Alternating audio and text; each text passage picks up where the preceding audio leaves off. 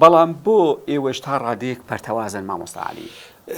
ڕەنگە زۆر هۆکار هەبێت دوای گۆڕان تا ڕادەیەک دوای کۆچی کاهینوشیروان و ئەوانە شەڵەژانێکی گەورە لە بەرەی ئۆپۆزیۆنە دروست بووە، پەردبوونیە دروست بووە. من پێم وایە فترەیەکی زەمەنیەوێت تایەتەوە تایم باش و خراپ تێکەڵ بووە، ڕەوا و ناڕەوا تێکەڵ بووە. ڕەنگە خەڵکێکە بێت باوەڕی بۆ ئۆپۆزیۆن نەبێت، دۆخی هێنابێتێ ناو ئۆپۆزیسیۆنەوە یان شتێکی هێنایە بە تێپەڕبوونی کات ئەمەش تێپەڕێنێ. بەڵام ئەم بێباکیەی پارتی یەکێتی مەترسیدارە نەک بۆ خۆیان، با خۆیان لە ناوچوون و کوردواتنی ئاو بڕۆن.